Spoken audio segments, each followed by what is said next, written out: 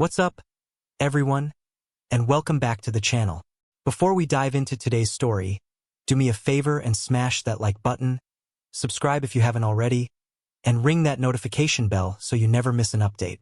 Today's story is a heavy one, a reminder that sometimes the deepest betrayals come from those who should love you the most. It's about how I discovered the truth on, of all days, Father's Day. Happy Father's Day, Dad. David's voice was a little too loud, a little too cheerful, echoing in the quiet Sunday morning air of our living room. He stood there, beaming, with my daughter-in-law, Jessica, plastered to his side. Her smile was even wider, a predatory slash of red lipstick that never quite reached her cold, calculating eyes. They presented the gift box with a flourish, a large, elegantly wrapped cube of shimmering silver paper topped with an ostentatious navy blue bow. It looked expensive. It looked perfect, and every instinct in my body screamed that it was a lie. I reached for it, my hands, calloused from a lifetime of hard work, looking old and worn against the pristine paper. I was about to tear into it, to play my part in this family charade, when my wife, Helen, laid a gentle hand on my arm. Her touch was light, but the pressure was urgent. "Arthur, stop," she whispered, her voice barely audible but laced with a thread of steel I hadn't heard in years. "Look closer. Really look." I froze, my fingers hovering over the crisp edge of the wrapping paper. David's smile faltered for a fraction of a second. Jessica's eyes narrowed almost imperceptibly. They thought I hadn't noticed, but I had. And in that moment, seeing their brief, shared flicker of panic, I knew Helen was right. This wasn't a gift. It was a declaration of war. They thought they were handing me a beautifully wrapped coffin for my own life, a final insult before they discarded me. They had no idea I had already spent months building their gallows. To understand the depth of their treachery, you have to understand the life I built. I wasn't born with a silver spoon. I was born with splinters in my hands. My father was a good man, but a poor one, and he taught me that the only thing a man truly owns is his word and the strength in his back. I started my construction company, Sterling Homes, with a beat-up pickup truck, a handful of second-hand tools, and a fire in my belly that burned hotter than any summer sun. I worked 16-hour days, 7 days a week. I missed school plays and family dinners. I poured my sweat, my blood, and the years of my youth into the foundations of the houses I built, creating homes for other families while I was barely present in my own. Helen understood. She was my rock, the quiet strength that managed our home, raised our son, and believed in me even when I was too tired to believe in myself. She was the one who would be waiting up with a hot meal when I stumbled in after midnight, covered in drywall dust and smelling of sawdust and exhaustion. "You're building a future, Arthur," she would say, her hand on my shoulder. "Our future. David's future." And it was all for him. David, my son, my only child. I loved that boy more than life itself. I made sure he never had to endure the hardships I did. He had the best clothes, the best schools, the car I could only dream of at his age. I taught him the business, not from a leather chair in a corner office, but from the ground up. I had him sweeping sawdust, hauling lumber, learning to read blueprints until his eyes were blurry. I wanted him to understand the soul of the work, the pride in creating something tangible and real. I thought I was teaching him the value of hard work. I realize now, with the bitter clarity of hindsight, that all I was teaching him was how to resent it. He saw the work, but he only coveted the results. The change began, as it so often does, with a woman. Jessica came into his life like a sudden storm. She was beautiful, sharp, and ambitious, with a background in finance and an appetite for luxury that was insatiable. When David introduced us, I felt a deep, instinctual unease. She shook my hand, her grip firm, her smile polished, but her eyes were like a jeweler's, assessing my worth, appraising every asset. She looked at our comfortable but modest home, the one Helen and I had lived in for 40 years, with a faint, dismissive curl of her lip. She complimented my company, but her questions weren't about craftsmanship or integrity. They were about profit margins, asset valuation, and growth potential. She didn't see a family legacy. She saw a portfolio. She began to subtly, insidiously poison David's mind against me. My business practices were antiquated, my management style was inefficient, my refusal to leverage the company to the hilt for risky, high-yield ventures was leaving money on the table. It started with small suggestions David would bring to me, parroting her corporate jargon. Dad, Jessica was thinking we should diversify into high-risk commercial developments. Dad, Jessica found a consulting firm that can streamline our workforce. Streamline was her pretty word for fire. I saw my loyal crew, men who had been with me for decades, as family. She saw them as liabilities on a spreadsheet. I resisted, and for the first time, I saw a chasm opening between my son and me. He started to look at me with impatience, with a touch of condescending pity. I was the old man, stuck in his ways, holding him back from the glorious, profitable future Jessica had painted for him. The Real push came 2 years ago. It was my 65th birthday. They threw a big party, a catered affair at a fancy restaurant I would never have chosen. It was all for show. At the end of the night, after all the guests had left, they sat me down. Dad, David began, his voice rehearsed. Jessica and I have been talking. You've worked so hard your entire life. You've built this incredible company from nothing. You deserve to rest, to travel with Mom, to enjoy the fruits of your labor. Jessica chimed in, her voice dripping with synthetic sweetness. We want to take the burden off your shoulders, Arthur. Let us handle the stress. Let us carry the weight now. It's time for you to finally relax. It was a perfectly crafted speech, designed to appeal to my love for my family and my own exhaustion. They presented me with a thick sheaf of documents, drawn up by a lawyer I didn't know.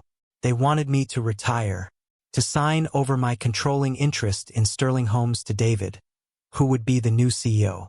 Jessica would be the CFO. It was a complete takeover, gift-wrapped as a loving gesture. Helen was wary. It feels too soon, Arthur, she'd said in the privacy of our bedroom. They're so eager, but I was tired. The years of physical labor had taken their toll on my body. My joints ached in the morning, and the fire in my belly had dwindled to a low ember. I looked at my son, saw the ambition in his eyes, ambition I thought I had kindled, and I ignored the warning bells. I ignored the cold knot in my stomach. I wanted to believe in him. I wanted to believe that this was the culmination of my life's work, passing my legacy to my own flesh and blood. So I signed the papers. I handed them the keys to the kingdom I had built with my bare hands. The day the ink dried, the change was immediate. My phone, which used to ring off the hook with calls from foremen and suppliers, fell silent. My weekly site visits became unnecessary interruptions. My suggestions were met with polite but firm dismissals. We've got it covered, Dad. Don't you worry about a thing. I was pushed to the periphery, a figurehead to be tolerated, a ghost haunting the halls of my own creation. The true awakening, the moment the last vestiges of my naive trust were shattered, came 6 months ago. It was my and Helen's 45th wedding anniversary. David and Jessica insisted on hosting a small dinner at their new house. A sprawling, sterile McMansion that I knew had been paid for with a line of credit against the company's assets. Throughout the dinner, I played the part of the happy, retired patriarch. I listened to Jessica drone on about market trends and David boast about a new land acquisition deal. After the meal, I stepped out into the garden for a breath of fresh air. The French doors were slightly ajar, and their voices carried on the cool night air. I wasn't trying to eavesdrop, not at first. But then I heard my name, and the words that followed turned the blood in my veins to ice. He's just sitting on all that personal wealth, Jessica said, her voice sharp and contemptuous. The properties, the stock portfolio he started in the 80s. It's just sitting there, not working. It's infuriating. What do you want me to do, Jess? David's voice was weak, whining. He won't give me power of attorney. We don't need it, she snapped. We just need to accelerate the plan. The final sale of Sterling is almost complete. Once that's done, we'll have the capital.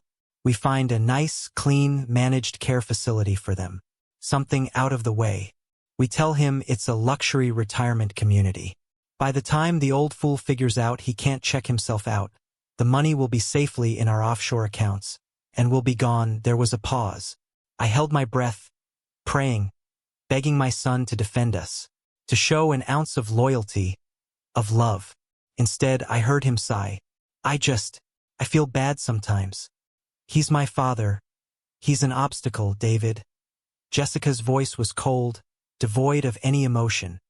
He's a relic who doesn't understand the modern world. We're doing what's best. For us, he had his time. Now it's our turn. I backed away from the door, my heart hammering against my ribs like a trapped bird. I felt a profound, bottomless cold spread through me. It wasn't just about the money. It was the utter contempt, the dismissal of my entire life's work, the casual cruelty of their plan to dispose of me and my wife like inconvenient pieces of old furniture. The old fool, the words echoed in my head. In that moment, something inside me broke. The grief, the hurt, the sense of betrayal, it was all there. But beneath it, something else began to form. A core of pure, unadulterated ice. The ember I thought had died down roared back to life. No longer a warm fire of ambition, but a cold, blue flame of vengeance. They thought I was a relic. They thought I was a fool. They had made a fatal error. They had mistaken my patience for weakness and my trust for stupidity. They had forgotten that the same man who could build a house from the ground up also knew exactly where to place the demolition charges. That night, I went home and didn't sleep. I sat in my old leather armchair, the one I'd had for 30 years, and I thought. I thought about every blueprint I had ever drawn, every contract I had ever signed. I was a builder. I knew that the most important part of any structure isn't the part you can see. It's the foundation. And I had built my company on a foundation of contingencies and fail-safes that my arrogant, MBA-wielding daughter-in-law would never have thought to look for. The next morning, I made a phone call, not to a new lawyer but to my old one, Arthur Henderson, a man as old and supposedly antiquated as myself with a mind like a steel trap. "Henderson," I said, my voice steady. "It's Arthur Sterling. I need you to pull up the original incorporation documents for Sterling Homes and the transfer agreement, specifically Article 17, Section B, Paragraph 4, the Founder's Legacy Covenant." There was a long silence on the other end of the line, and then a low chuckle. "Arthur," Henderson said, "I was wondering if you'd ever call about that. I assume the children are getting restless." "You have no idea," I replied. The Founder's Legacy Covenant was my masterpiece of paranoia, a legal tripwire I had insisted on embedding in the transfer agreement, much to the annoyance of the young hotshot lawyer David and Jessica had hired. It was buried deep in the boilerplate, a clause so specific and archaic that they had likely skimmed right over it. It stipulated that if the new management, namely David and Jessica, took any action that could be legally construed as a deliberate act of malicious filial neglect, or an attempt to irreparably dissolve the founder's tangible and intangible legacy for personal short-term financial gain, then a review could be triggered. If this review, conducted by a pre-appointed independent arbiter, my old friend Judge Miller, now retired, found them in breach, the transfer of all controlling shares would be rendered null and void. Instantly, control would revert back to me, the original founder. It was my poison pill, my dead man's switch. All I needed was irrefutable proof of their intent. For 6 months, I gathered it. I became the doddering old fool they wanted me to be. I feigned confusion about finances. I asked naive questions about the company's direction. All the while, I had hired a private investigator, a former cop who owed me a favor. He documented their lavish spending. He traced the preliminary paperwork for the sale of Sterling Homes to a foreign conglomerate known for asset stripping. He recorded conversations with disgruntled employees they had fired. I had a mountain of evidence, a detailed blueprint of their greed and betrayal. The only thing I was missing was the final, undeniable act of contempt. A gesture so symbolic, so arrogant, that it would be the perfect trigger. And I had a feeling I knew when it would come. Father's Day. So here we were, back in my living room, the silver box resting on my lap. A Trojan horse in the heart of my home. "Look closer," Helen had said. I did. My eyes scanned the shimmering paper. It wasn't just plain silver. There was a faint watermark-style pattern embossed on it. A repeating design. It was a key. Not just any key. It was a perfect, tiny replica of the antique skeleton key to my very first toolbox, the one my father had given me. I had shown it to David once when he was a boy, telling him, "This key started it all, son. This is the key to our family's legacy." They had taken that memory, that sacred symbol, and twisted it into a mocking trophy. This gift was their final, silent boast. "We have the key now, old man. Your legacy belongs to us." Their malicious smiles confirmed it. They were waiting for me to open the box, to find some expensive, meaningless trinket inside, to thank them through gritted teeth while they inwardly gloated. They were savoring their victory. I took a slow, deliberate breath. I looked up from the box and met my son's eyes. I saw the weakness there, the flicker of guilt being suffocated by Jessica's ambition. Then I looked at her. I saw nothing but cold, hard triumph. She actually believed she had won. A slow smile spread across my own face. It wasn't a happy smile. It was the smile of a man who was about to light the fuse. "You know," I said, my voice calm and conversational, my hand resting on the box, "this is a beautiful gift. But before I open it, I think we should talk." Jessica's expression tightened. "Talk about what, Arthur?" "It's Father's Day. Just open your present." "Oh, I think we should talk about the company," I continued, ignoring her. "And about your plans for me and Mom. Specifically, your plans for our retirement." The color drained from David's face. He looked like he'd been punched in the gut. Jessica, however, was a fighter. She scoffed, a harsh, ugly sound. "What on earth are you talking about? You're not making any sense, Arthur. Maybe you should have your coffee." "I'm making perfect sense," I said, my voice dropping, losing its folksy warmth and gaining a hard, metallic edge. "I'm talking about the garden, Jessica. 6 months ago. My anniversary dinner at your house. You thought I was outside admiring your roses. But the door was open.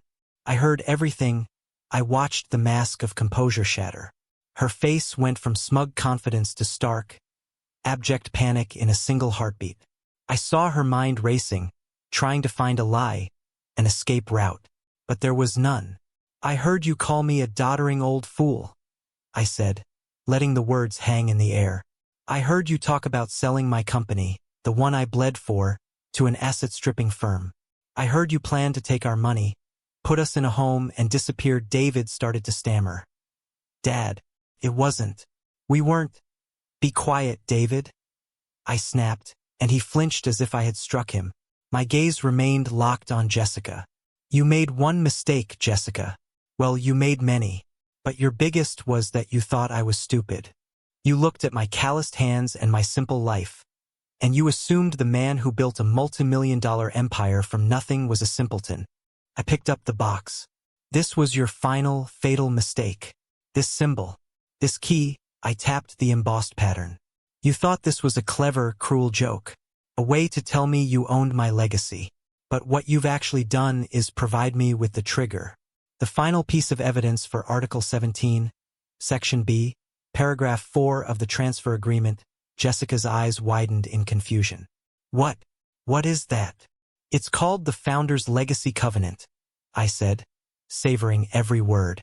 "It's a little clause your overpriced lawyer clearly missed. It states that any act of malicious filial neglect or any attempt to dissolve the founder's legacy for personal gain would nullify the entire transfer. It was a poison pill. And this box, this symbolic declaration of your contempt and your intent to seize my legacy. Well, this is you swallowing that pill." I pulled my phone from my pocket. I had one number on speed dial. "Mr. Henderson, you can file the paperwork now. The arbiter has my full report." I didn't wait for a reply. I hung up and placed the phone on the coffee table. The silence in the room was absolute, broken only by David's ragged breathing, which was quickly turning into a sob. Jessica stared at me, her face a mask of disbelief and incandescent rage. "You can't do that. That's not legal. We'll fight you. We'll sue you." "Go ahead," I said with a shrug. "My lawyer is better than your lawyer, and my evidence is ironclad." I have recorded conversations, financial records, a sworn statement from your former assistant. You didn't just plan to betray me, you were sloppy about it. By the time the markets open tomorrow, the board will be notified that I have resumed my position as majority shareholder and CEO of Sterling Homes. Your positions, of course, are terminated. Effective immediately, David finally broke. He sank onto the expensive white sofa, his head in his hands, his body shaking with sobs of self-pity and despair. Dad, I'm so sorry. She made me. She didn't make you do anything, David? I said, my voice hard but filled with a deep, aching sadness for the son I had lost. She showed you a door, and you walked right through it. You chose a life of easy money over your own family. You made your bed. I then turned my full attention back to Jessica. The rage on her face had been replaced by a chillingly blank expression as the reality of her situation crashed down upon her. She had lost. Completely and utterly. All her schemes, all her manipulations, had amounted to nothing. She had flown too close to the sun, and her wax wings had melted. As for the house, I continued, my voice level, since it was purchased with a company line of credit that I will not be authorizing, and since the down payment came from an account I will be freezing by noon today, you will need to vacate the premises. I'll be generous. You have 48 hours to remove your personal belongings. My security team will be there on Wednesday morning to change the locks. Her mouth opened and closed, but no sound came out. The arrogant, powerful woman who had tried to ruin me was gone, replaced by a stunned, defeated shell. She had underestimated the old fool, and it had cost her everything. I stood up, leaving the unopened gift box on the table between us, a monument to their greed. Helen, I said, turning to my wife, who stood by the doorway, her eyes shining with tears of relief and pride. Let's go make some coffee. I believe we have a company to save. I walked out of the living room without a backward glance, leaving the wreckage of their lives behind me. The sound of my son's weeping was the only response. In the months that followed, we rebuilt. I returned to Sterling Homes, not as a relic, but as a legend. The old crew, the loyal men and women Jessica had cast aside, came back. We canceled the sale to the conglomerate and refocused on what had made the company great in the first place. Quality, integrity, and building homes meant to last a lifetime. The work was hard, but it felt good. Felt right.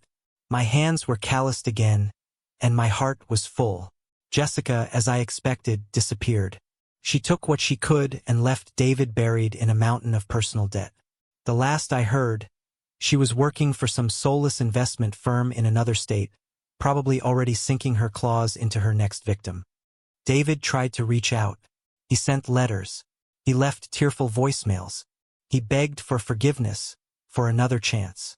For a long time, I couldn't bring myself to respond. The wound was too deep. But Helen, with her infinite grace, reminded me that he was still my son. One day, I finally answered the phone. I didn't offer him forgiveness. Not yet. That has to be earned. But I offered him a path. I told him if he wanted to be a part of this family again, he had to start from the beginning. Not as an executive, but as a laborer, sweeping floors, hauling lumber. I told him he had to earn back his soul, one splinter at a time. He accepted. He starts next week. I don't know if he'll last a day, but for the first time in years, I saw a flicker of the boy I once knew, a glimmer of hope that the man I raised might still be in there somewhere. So that's my story. A story about how a Father's Day gift meant to be an ending became a new beginning. It's a harsh lesson in trust and betrayal, but also a testament to the fact that you should never, ever underestimate the quiet ones. The world is full of people like Jessica, who see kindness as weakness and trust as an opportunity. But they forget that old foundations are the deepest, and old lions still have teeth. What do you think? Did I do the right thing? Was I too harsh on my son? Let me know your thoughts in the comments below. I read every single one. And if you found any value in my story, please don't forget to hit that like button and subscribe to the channel for more true stories about life, loss, and the sweet, sweet taste of vindication. Thanks for listening.